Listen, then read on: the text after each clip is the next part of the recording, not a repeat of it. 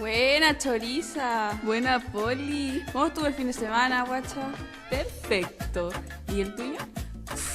Más que perfecto. Re perfecto. Oh, mira, mira. Cacha. Oh.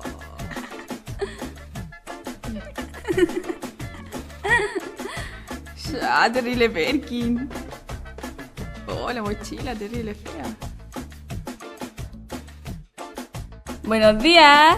Oh, está bueno el sitio de flores. Ay, ¿De gracias. dónde sacaste el patio de la casa? Buen lujo, ¿A quién le andas robando las flores? ¿Ah? Mi mamá me la compró. Ya. ¿Qué estás haciendo? Nada. Ya, pues no sé pesada. Muestra, ya, loca, po. ya. Dale. Po. ¿Qué estás haciendo? Estaba estudiando. ¿Y para qué?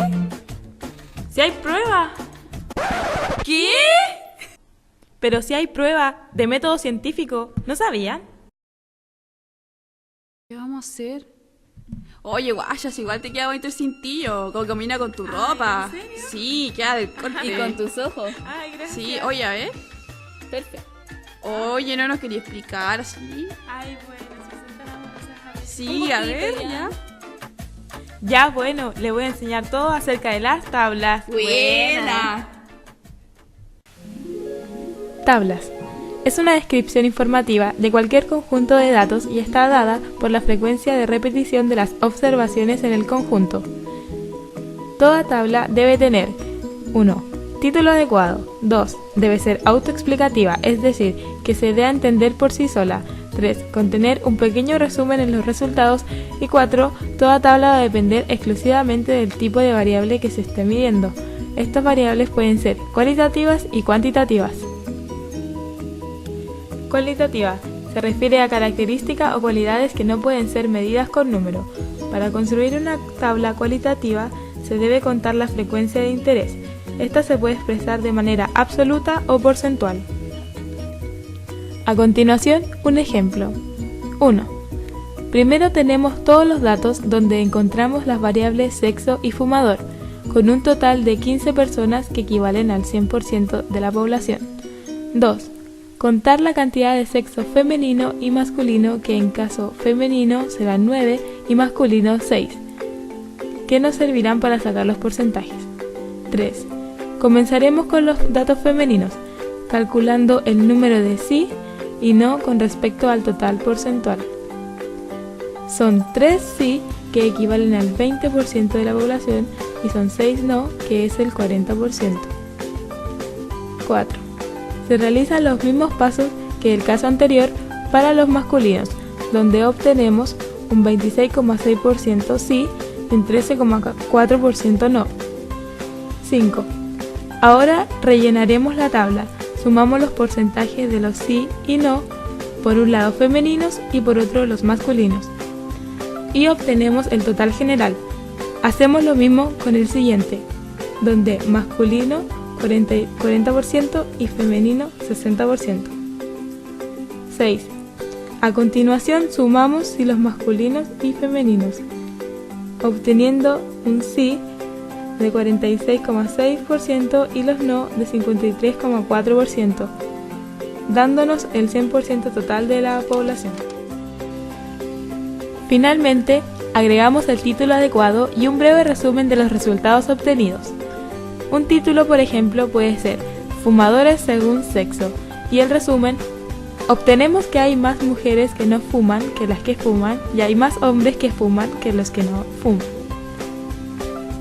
Un dato cuantitativo es aquel que se expresa mediante un número, por tanto se puede realizar operaciones aritméticas con ella. Existen variables discretas, las cuales toman valores dentro de los números enteros, y continuas, que toman valores de los números reales, y estos están expresados en una tabla en intervalos. Ahora les voy a explicar cómo se formula una tabla cuantitativa. Primero necesitamos una base de datos, como por ejemplo las notas de la prueba de un curso. Después determinaremos el número de clases, el cual será la raíz cuadrada de los datos. En este caso debemos sacar la raíz cuadrada de 16, obteniendo como resultado 4, el cual representa la cantidad de clases o intervalos que existirán en nuestra tabla. Si el resultado lo obtenemos con decimales, debemos aproximarlo a un número entero. Luego de determinar el número de clases, debemos construir las clases. Para realizar esto, debemos comenzar sacando el rango, que es la resta del valor máximo con el valor mínimo. Así que a 6,8, que es nuestro valor máximo, le restaremos 2,1. Ahora que obtuvimos el rango, debemos obtener la amplitud de las clases, en la cual el rango, el cual sería 4,7, le sumaremos una unidad, que en este caso sería 0,1 para no alterar el resultado, y luego dividiremos todo esto en el número de clases, que sería 4. Ahora que obtenemos el número de clases, que es 4, rango 4,7 y amplitud del intervalo, que es 1,2, podemos comenzar a construir nuestros intervalos. El primer intervalo tendrá como límite inferior el valor mínimo de los datos menos una unidad, es decir, la nota mínima, que es 2,1, le restaremos una unidad, y el límite superior será el límite inferior, que en este caso será 2,0, más la amplitud de clases, que es 1,2. El segundo intervalo lo completaremos con el límite inferior, que será el límite superior del primer intervalo, y el límite superior del segundo intervalo será el límite inferior de este más la amplitud, y así continuaremos hasta completar todos los intervalos. Para finalizar, debemos determinar la frecuencia del evento de interés como frecuencia absoluta.